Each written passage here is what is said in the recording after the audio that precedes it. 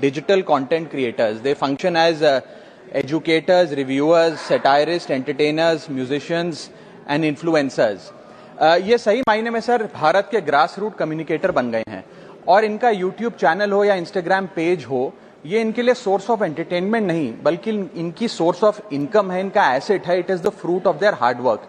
But एक चीज से ये सब परेशान हैं और उस मुद्दे को आज मैं सदन में उठाना चाहूंगा. That is the issue of fair use and arbitrary copyright strikes by digital platforms.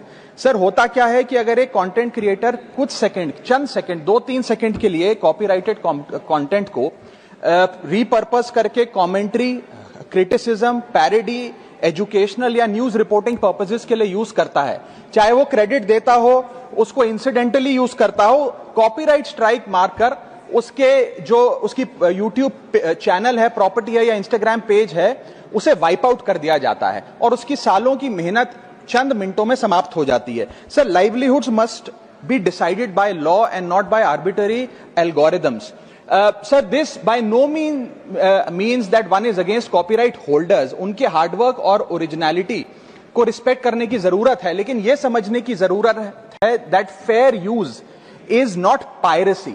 Fair use where sometimes the purpose of using this content is incidental or transformative must not tantamount to wiping out somebody's hard work. Sir, because innovation cannot grow in fear and creativity cannot survive under threat.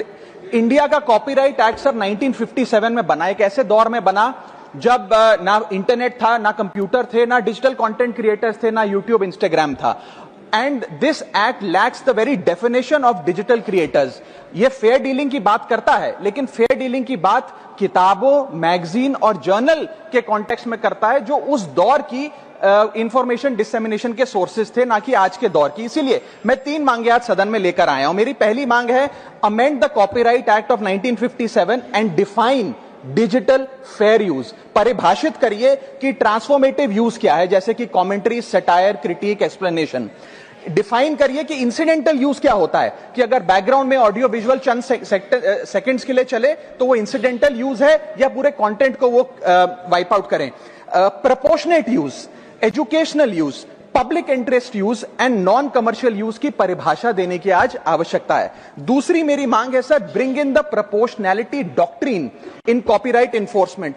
कि background में मान लीजिए कुछ second के लिए कोई video और sound चला, उसका यह मतलब नहीं होना चाहिए कि कंटेंट क्रिएटर की सालों की मेहनत कुछ चंद सेकंड्स में समाप्त हो जाए. My third demand sir is that mandatory due process before take down. किसी का भी